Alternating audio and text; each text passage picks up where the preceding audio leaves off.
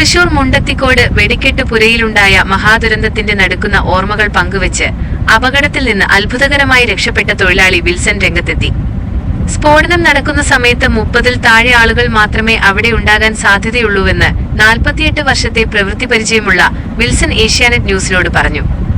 വെടിപ്പുരയിൽ അളവിൽ കൂടുതൽ മരുന്നുണ്ടായിരുന്നില്ലെന്നും കടുത്ത വേനൽ ചൂടായിരിക്കാം അപകടത്തിന് കാരണമായതെന്നുമാണ് അദ്ദേഹത്തിന്റെ നിഗമനം. അപകടം നടന്നയുടൻ അവിടെയുണ്ടായിരുന്ന സ്ത്രീകളെയെല്ലാം സുരക്ഷിതമായി മാറ്റാൻ സാധിച്ചുവെങ്കിലും കാലിന് അസുഖമുള്ളതിനാൽ ലൈസൻസി സതീശിന് വേഗത്തിൽ ഓടിമാറാൻ കഴിഞ്ഞില്ലെന്ന് അദ്ദേഹം വേദനയോടെ ഓർക്കുന്നു. മക്കളുടെ നിർബന്ധത്തിന് വഴങ്ങി ഇനി ഈ അപകടം പിടിച്ച തൊഴിലിലേക്കില്ലെന്ന് തീരുമാനിച്ച വിൽസൺ ഒരു നിമിഷത്തിന്റെ വ്യത്യാസത്തിലാണ് മരണത്തിന്റെ കൈകളിൽ നിന്ന് രക്ഷപ്പെട്ടത്. അതേസമയം തിങ്കളാഴ്ച വൈകിട്ട് 3:30 നടന്ന ഈ ദാരുണ സംഭവത്തിൽ മരിച്ചവരുടെ എണ്ണം 13 ഉയർന്നു. 11 പേർ ഇപ്പോഴും ആശുപത്രിയിൽ ചികിത്സയിലാണ്. ഇതിൽ 5 പേരുടെ നില അതീവ ഗുരുതരമായി തുടരുന്നതായും 2 പേർ വെന്റിലേറ്ററിലുമാണെന്നുമുള്ള വിവരങ്ങൾ ആശങ്ക വർദ്ധിപ്പിക്കുന്നുണ്ട്. 21 ലക്ഷത്തോളം സന്തുഷ്ടരായ ഉപഭോക്താക്കളും 2 ലക്ഷത്തോളം തിമിര ശസ്ത്രക്രിയകളും പൂർത്തിയാക്കിയ മലബാറിലെ ഏക കണ്ണാശുപത്രി Al Salama high hospital, hospital road, Perinthalmanna.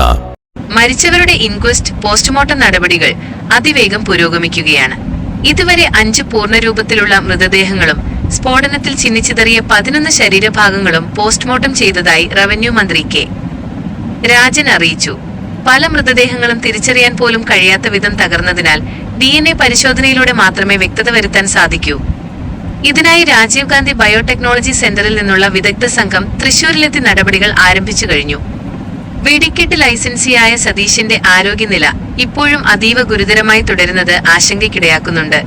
ദുരന്തബാധിതർക്കും മരണപ്പെട്ടവരുടെ കുടുംബങ്ങൾക്കുമുള്ള ധനസഹായം സംബന്ധിച്ച നിർണായക തീരുമാനം ഇന്നത്തെ മന്ത്രിസഭാ യോഗം കൈക്കൊള്ളും. നാടിനെ വിറപ്പിച്ച ഈ സ്ഫോടനത്തിന്റെ ആഘാതത്തിൽ നിന്നും മുണ്ടത്തിക്കോട് ഗ്രാമം ഇനിയും മോചിതരായിട്ടില്ല.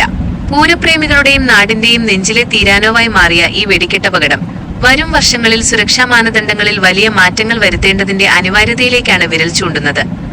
അതേസമയം സ്ഫോടനത്തിന്റെ പശ്ചാത്തലത്തിൽ ഇത്തവണത്തെ തൃശൂർ പൂരം ചടങ്ങുകൾ മാത്രമായി പരിമിതപ്പെടുത്തിയേക്കും. 13 പേരുടെ ജീവൻ കവർന്ന മഹാദുരന്തത്തിന് തൊട്ടു പിന്നാലെ ആഘോഷങ്ങൾ തുടരുന്നത് ഉചിതമല്ലെന്ന പൊതുവികാരത്തെ തുടർന്നാണ് വെടിക്കെട്ടുൾപ്പെടെയുള്ള പ്രധാന ആഘോഷങ്ങൾ ഒഴിവാക്കി ചടങ്ങുകൾ മാത്രമായി നടത്താൻ ആലോചന നടക്കുന്നത്. പൂരത്തിന്റെ ആവേശമായ സാമ്പിൾ വെടിക്കെട്ടും പ്രധാന വെടിക്കെട്ടും ഇത്തവണ ഉണ്ടാകില്ലെന്നാണ് സൂചന. തിരുവമ്പാടി വിഭാഗത്തിന് പൂരത്തിന് ഉപയോഗിക്കാൻ ഇനി വെടിക്കെട്ട് മരുന്നുകൾ കൈവശമില്ലാത്തതും ആഘോഷങ്ങൾ വെട്ടിക്കുറയ്ക്കാൻ കാരണമായി.